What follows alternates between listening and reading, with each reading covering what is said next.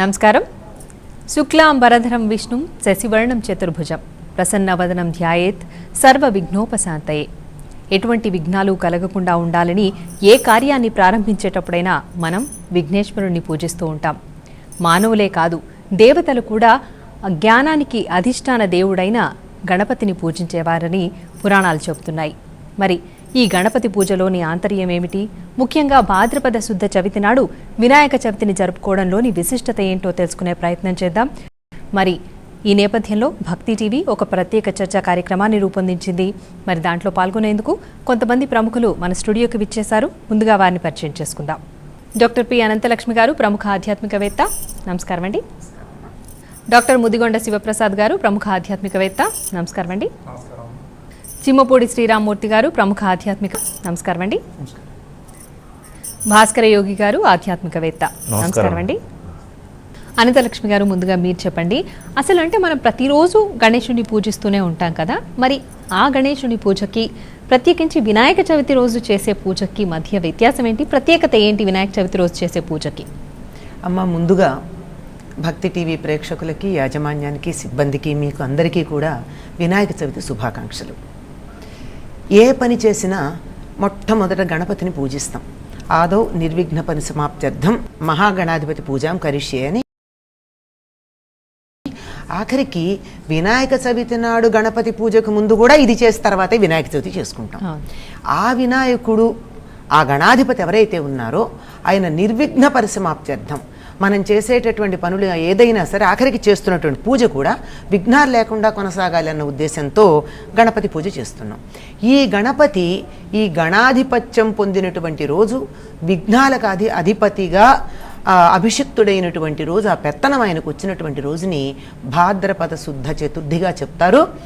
అందువల్ల ఈనాడు ఆయన్ని పూజించినట్టయితే, అంటే ఆయన పదవిని స్వీకరించినటువంటి రోజు కనుక ఆనాడు దేవతలందరూ పూజించారు, అందరూ పూజించారు. అందుకే కదా కథలో చెప్తాం, ఆయన అందరూ ఇచ్చినవన్నీ తిని చేత్తో కుడుములు పట్టుకొచ్చాడని. అటువంటి ప్రసిద్ధమైన రోజు కనుక మనం కూడా పూజించాలనేది మనకి కథలో తెలుస్తున్నటువంటి విషయం. అది కాక ప్రత్యేకంగా ఈనాడే గజముఖుణ్ణి పూజిస్తే ప్రశస్తి అని చెప్పేది ఏమిటి అంటే, మనకి వేద సంప్రదాయం చెప్తోంది, సూర్యోదయం సమయానికి ముందుగా తూర్పు దిక్కున ఏ ఆకృతిలో నక్షత్ర సముదాయం దర్శనమిస్తుందో అటువంటి రూపం ఉన్నటువంటి దైవాన్ని ఆనాడు గనక పూజించినట్టయితే ఎక్కువ ఫలితం ఉంటుంది అని చెప్తారు.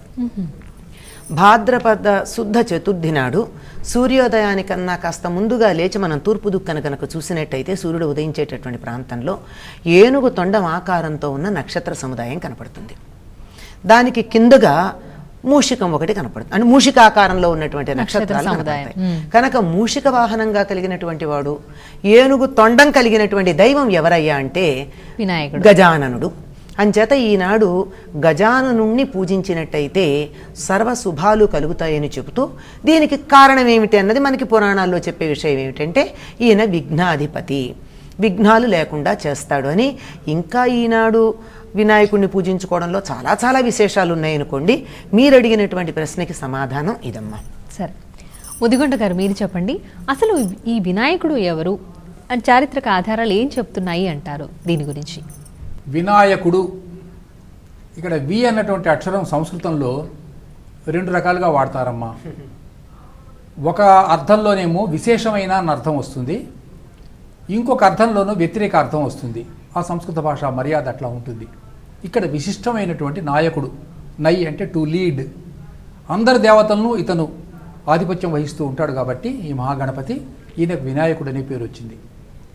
మరి ఈ వినాయకుడు ఎవరు అని కనుక మనం చూసినట్లయితే, మనకు ఋగ్వేదంలోని 2వ మండలంలో ఈ వినాయకుడు యొక్క ప్రసక్తి చాలా స్పష్టంగా కనబడుతుందమ్మా. అక్కడ ఒక సూక్తం లోపల గణానాన్త్వా గణపతిం హవామహే అని ఈ గణపతి యొక్క స్తోత్రము మనకు చాలా స్పష్టంగా కనపడుతుంది.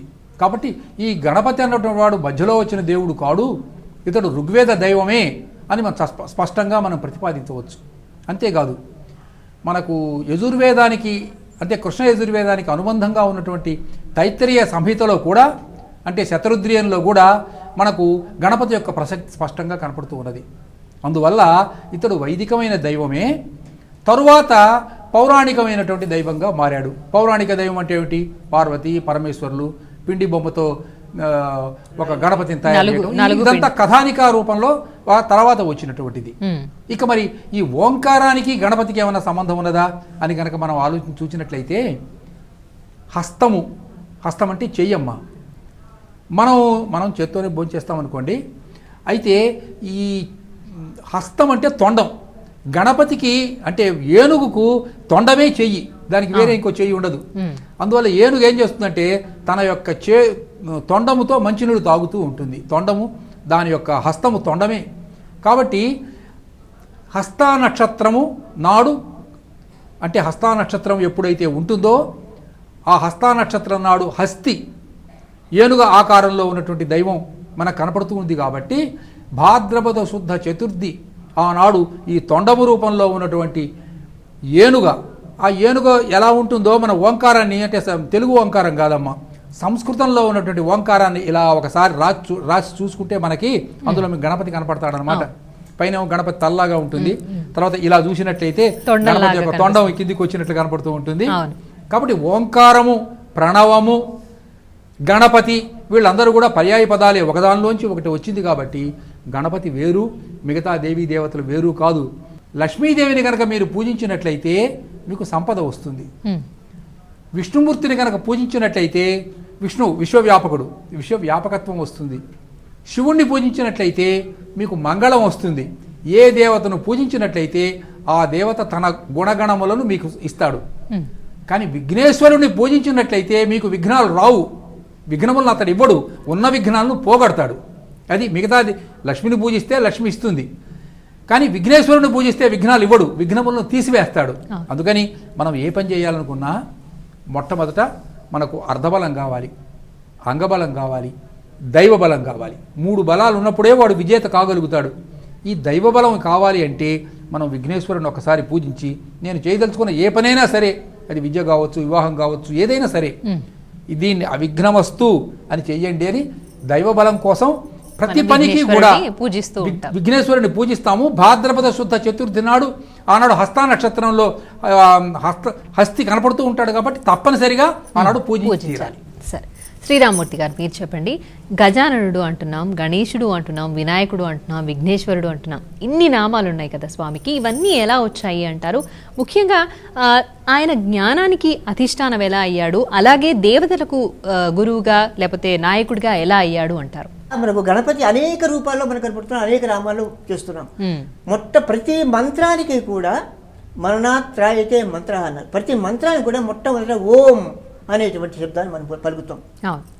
ప్రతి మంత్రానికి ఓం అనేటువంటి పదము, ఆ అక్షరం పలకకపోతే ఆ మంత్రానికి విలువ లేదు, మంత్రానికి ఫలితం లేదు.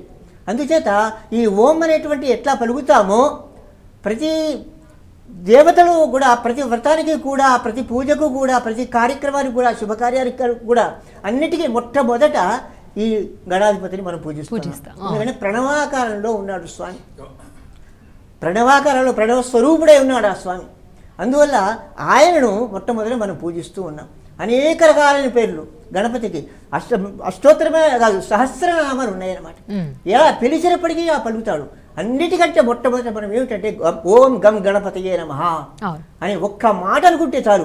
పండితులైనా, పామరులైనా, సామాన్యులైనా, అసామాన్యులైనా, మాన్యులైనా ఎవరైనా సరే మొట్టమొదట ఓం అనేటువంటి అక్షరంతో, మూల బీజాక్షరంతో ఆ స్వామిని కనుక మనం పూజించినట్టయితే, తలుచుకున్నట్టయితే ఏమని ఓం గం గణపతయే నమః. ఆ తర్వాత ఎన్ని మంత్రాలు, ఎన్ని జపాలు చేసుకున్నప్పుడు కూడా, ఎన్ని అష్టోత్తరాలు చదువుకున్నప్పుడు కూడా, ఆయన నామాలు ఎన్ని అయినప్పుడు కూడా అన్నిటికీ మూలమైనటువంటిది ఈ ఓం అనేటువంటి. ఇప్పుడు ఇవన్నీ ఆయన దేవతలకు ఆధిపత్యం వహించడానికి కారణాలు అయ్యాయి అంటారా? దేవతలందరికీ అధిపతి అయినాడు ఆయన. ఓకే, భాస్కర్ యోగి గారు మీరు చెప్పండి. ఇప్పుడు ఎన్ని రూపాల్లో మనం వినాయకుడిని పూజిస్తున్నా, ఆరాధిస్తున్నా కూడా మట్టితో చేసిన వినాయకుడు శ్రేష్టం అని అంటారు కదా, ఎందుకు? దేవతా విగ్రహాలు ఎలా రూపొందించాలి అనేటటువంటి విషయాలన్నీ కూడా ఆగమ శాస్త్రాలు చెప్తూ ఉన్నాయి. అయితే మొట్టమొదట మన సాంప్రదాయంలో మట్టితోనే విగ్రహం చేసేటటువంటి పద్ధతి అందరి చిన్నతనం నుంచి పూర్వకాలంలో ఉండేది. ఈ మధ్యకాలంలో ఈ ప్లాస్టర్ ఆఫ్ ప్యారిస్ అనేటటువంటి పదార్థాన్ని ఉపయోగించి మనం తయారు చేస్తున్నాం. కానీ పూర్వము ఒక కర్రతో చేసినటువంటి కుర్చీ పైన ఒక పెద్ద కుండను బోర్లింగ్ చేసి చెరువులోంచి మట్టి తీసుకొని వచ్చి బంకమట్టి తీసుకొని వచ్చి దాంతో వినాయకుని యొక్క ఆకారాన్ని తాను తయారు చేసి అందులో ఉండేటటువంటి ఆ గవ్వలతో వినాయకుని కళ్ళను తయారు చేసేవారు. శుద్ధ ముక్కలను ఏనుగు దంతాలుగా పెట్టేటటువంటి వాళ్ళు. తర్వాత అన్ని 21 రకాలైనటువంటి పత్రాలు అన్నీ కూడా మనం ఆ గ్రామాల్లో సేకరించి తీసుకొని వచ్చి వినాయకుని పూజ చేసేవాళ్ళు. అంటే దీంట్లో ఒక మంచి మనకు ఒక పర్యావరణ విజ్ఞానం మనకు తెలుస్తుంది మట్టితో పూజించడం అనేటటువంటిది. ఎందుకంటే సాధారణంగా మనం పంట పొలాల్లో పంటలు వేసే సమయంలో ఎరువును తయారు చేయడం కోసమే కొన్ని వృక్షాలను పెంచుతారు రైతులు. పెంచి ఆ వృక్షాల యొక్క కొమ్మల్ని తెంపి వాటిని ఆ మట్టిలో తొక్కేసి ఎరువుగా మార్చేస్తారు. వాటిని మురుగబెట్టి ఎరువుగా మార్చేస్తారు. కానీ మనం ఏం చేస్తున్నామంటే చెరువుల్లో ఉండేటటువంటి మట్టిని బయటికి తీయడం వల్ల దాంట్లో ఉండేటటువంటి పూడికంతా బయటికి వస్తుంది. చేరినటువంటి మట్టి అంతా బయటికి పోవడం వల్ల ఎక్కువ నీరు ఆ చెరువులో నిండడానికి అవకాశం ఉంది. ఇదొక పర్యావరణ సూత్రం ఇది. అట్లానే మళ్ళీ 21 పత్రాలతోటి పూజించిన తర్వాత ఆ పత్రాలన్నింటినీ తీసుకొని వెళ్ళి ఈ మట్టితో సహా వాటిని మళ్ళీ చెరువులో నిమజ్జనం చేయడం వల్ల ఆ నీళ్లకు ఎరువు అయ్యేటటువంటి అవకాశం ఆ నీళ్ళకు ఏర్పడుతుంది, అందులో ఉండే మట్టికి ఏర్పడుతుంది. ఎట్లా అయితే ఇప్పుడు వానపాముల్ని మనం వదిలేసి వర్మి కల్చర్ అనేటటువంటి సిస్టమ్ ద్వారా మనం ఎరువులను తయారు చేస్తున్నాము. ఆ సిస్టాన్ని పూజ ద్వారా మన వాళ్ళు ఒక పర్యావరణ సూత్రాన్ని దీంట్లో ఒక ఇనుమడింపజేసి దీన్ని మనకు అందించారు. అంటే దీంతో శాస్త్రీయత ఎక్కువగా కనబడుతుంది కాబట్టి శ్రేష్టం అని శ్రేష్టం మట్టితో చేయడం శ్రేష్టం. అది ఇప్పుడు ఇవాళ గోవాలో చూసాం, నిన్న మన ప్రభుత్వం ఒక కఠినమైనటువంటి నిర్ణయం తీసుకున్నది. ప్లాస్టర్ ఆఫ్ ప్యారిస్ ను నిషేధిస్తూ గణపతి విగ్రహాలను తయారు చేయాలనేటువంటి నిర్ణయం తీసుకున్నది. అట్లాంటి చేసినట్టయితే రాని పర్యావరణాన్ని మనం కాపాడుకునే అవకాశం కూడా ఉంటుంది. ఇందాక భాస్కర్ యోగి గారు అన్నారు, అంటే మనం ఏకవింశతి పత్రితో వినాయకుడిని పూజిస్తాము అని. దాంట్లో రహస్యం ఏంటి అంటారు? ఏకవింశతి అనే పదాన్ని అక్కడ వాడడానికి, లేకపోతే అన్ని రకాల పత్రులను వాడడానికి గల విశిష్టం ఏంటి అంటారు? వైశిష్ట్యం ఏంటి? ఏకవింశతి అంటే 21. ఈ 21 పత్రాలతోనూ వినాయకుడిని తప్పనిసరిగా పూజించాలని చెప్తారు. ఇవి కాక కూడా చాలా పత్రాలు వాడతాం మనం. ఇవన్నీ కూడా వాడుతూ ఉంటే వీటిల్లో ఉన్న విశిష్టత ఏమిటంటే ఇవన్నీ కూడా ఔషధీ గుణాలు కలిగినటువంటి మొక్కలు. ఇందులో ఈ 21లో దేవదారు తప్ప మిగిలినవన్నీ మనకి ఆంధ్ర ప్రాంతం అంతా కూడా దొరుకుతాయి. వీటితో పూజ చేసిన తర్వాత ఏం చేస్తున్నాం, ఈ పత్రాలతో సహా తీసుకుని వెళ్ళి నిమజ్జనం చేస్తాం. ప్రతి ఊళ్ళోనూ మన హిమాయత్ సాగర్ ఉంటుందా, అంతది ఉంటుంది, చెరువులు ఉంటాయని చెప్పలేం, నదులు ఉంటాయి, సముద్రాలు ఉంటాయని చెప్పలేం. ఏం చేస్తారంటే తప్పనిసరిగా తీసుకుని వెళ్ళి బావిలో పడేస్తారు. ఎవరిళ్లల్లో ఊళ్ళల్లో ఉన్న బావుల్లో వినాయకుడిని తీసుకుని వెళ్ళి ఈయన ధాన్యాది దేవతగా అనుకుంటారు కనుక తీసుకెళ్ళి గాదె అంటే ఒడ్లు నిల్వ చేసుకునే గాదెల్లో పెట్టి ఈ ఆకుల్ని తీసుకెళ్లి నీళ్లలో పడేస్తారు. ఒక 10-15 రోజులు ఉన్నాక నెమ్మదిగా తీస్తారు. ఇవి పడేయడం వల్ల ఏం జరుగుతుందంటే నీరు శుభ్రపడుతుంది. మళ్ళీ ఈ రోజుల్లో లాగా మనకు రసాయనికమైనటువంటి మందులు వేసి నీళ్లల్లో క్రిమికీటకాలు రాకుండా చూడాల్సిన పని లేదు. సంవత్సరానికి ఒక్కసారి చెప్పబడినటువంటి ఆకులన్నీ గనక వేసినట్టయితే నీళ్లు పరిశుభ్రం అవుతాయి. ఇది ఒకటి పర్యావరణానికి సంబంధించి నీళ్లలో వేయడంలో ఉన్న ఉద్దేశం. అసలు ఈ 21 పత్రులు ఏమిటి, ఎందుకు ఇట్లా చేస్తున్నారు అంటే ఇప్పట్లాగా కొనుక్కోవడం కాక మా చిన్నతనాల్లో వినాయక చవితి వచ్చిందంటే పొద్దున్నే అందరూ తలంట్లు పోసుకుని, అంటే పత్రి సేకరణ కూడా పవిత్రంగా చేయాలన్నమాట, తలంట్లు పోసుకుని బయలుదేరేవాళ్ళు సంచులు పట్టుకుని ఈ అన్ని రకాల ఆకులు తెచ్చుకుంటూ. అంటే నిజానికి సమయానికి వానలు బాగా పడి మొక్కలన్నీ బాగా పనికొచ్చే మొక్కలు, పనికిరాని మొక్కలన్నీ విపరీతంగా పెరిగిపోతూ ఉంటాయి. అవన్నీ తీసేస్తూ ఉంటారు కదా. వీటిల్లో ఉన్నటువంటి మొక్కల యొక్క ఔషధీ గుణాలు పిల్లలకి చెప్పి గుర్తించడం నేర్పుతారు. ఇందులో అపామార్గ పత్రం అంటారు. అపామార్గ పత్రం అంటే ఉత్తరేణికి ఉన్నటువంటి ఔషధీ గుణం చాలా గొప్పది. అసలు దానొక్కదాని గురించి చెప్పాలంటేనే చాలా ఉంటుంది. అటువంటిది పిల్లలకి తెలియాలనుకోండి, ఆ ఉత్తరేణి మొక్క ఏమిటో తెలియాలి కదా వాళ్ళకి. మన గుమ్మంలోనే ఉంటుంది, మనకి తెలియదు. సరే ఏదో మామిడి అంటే తెలుస్తోంది, మిగిలినవన్నీ తెలియటల్లా. ఇవన్నీ వాళ్ళకి తెలియచెప్పడం ఒకటి, ఇవన్నీ కూడా ఔషధాలతో కూడుకున్నవని చెప్పడం ఒకటి. ఇంకొక ప్రధానమైన విషయం ఏమిటంటే ఈ 21 పత్రులు ఏవైతే ఉన్నాయో అవి వర్ష ఋతువులో వచ్చేటటువంటి వ్యాధులకి పనికొచ్చేటటువంటి మందులు, ఔషధ గుణాలు. అంటే మనం తరుణ వ్యాధులు అంటాం, అంటే అప్పటికప్పుడు వచ్చేవి, దీర్ఘ వ్యాధులు కాకుండా. అంటే అజీర్ణము, జలుబు, దగ్గు ఇలాంటివి వస్తాయి కదా ఈ ఋతువులో వాన పడేటప్పటికి. వీటన్నింటికీ పనికొచ్చే ఔషధాలు 21 పత్రుల్లో ఉన్నాయి. అంచేత వీటన్నింటిని గుర్తించడం అనేది పిల్లలకి నేర్పడానికి పిల్లలే వెళ్ళి పత్రి తీసుకొచ్చేవారు, పెద్దవాళ్ళు తీసుకొచ్చే పద్ధతి పూర్వకాలం ఉండేది కదా, మా చిన్నతనంలో కూడా లేదు, ఇప్పుడు ఉంది కానీ. కనుక వాళ్ళకి అవన్నీ నేర్పించడం ఇందులో ప్రధానమైనటువంటి అంశంగా కనపడుతుంది. పూలు కాకుండా ఆకులతోనే పూజించడంలో ఒక విశిష్టత ఉంది. హస్త నక్షత్రానికి అధిపతి బుధుడు అని చెప్తాడు. బుధుడికి ఆకుపచ్చ రంగు ఇష్టం, అందుకని ఆకుపచ్చ రంగుతో ఉండేటటువంటి ఆకులతోనే పూజించే ఒక విశిష్టత ఉంది. దానికి ఆ బుధుడి మీద ఆధిపత్యం కలిగినటువంటి వాడు విష్ణువు గనక ఇందాక మీరు ప్రారంభంలో చదివిన శ్లోకం ఉందే, శుక్లాంబరధరం విష్ణుం అంటే సర్వవ్యాపి అయినటువంటి వాడు అని చెప్పేటటువంటిది అక్కడ మనకి ప్రశస్తి ఉంది. అంటే పైకి మనకు అనేకమైనటువంటి కోణాలలో సమన్వయం చేసి ఒక పండగ చేసుకునే పద్ధతిని మనకి పెద్దవాళ్ళు అందించున్నారు. సరే, జయ గణనాయక వినాయక ప్రత్యేక చర్చా కార్యక్రమంలో చిన్న విరామం తీసుకుందాం.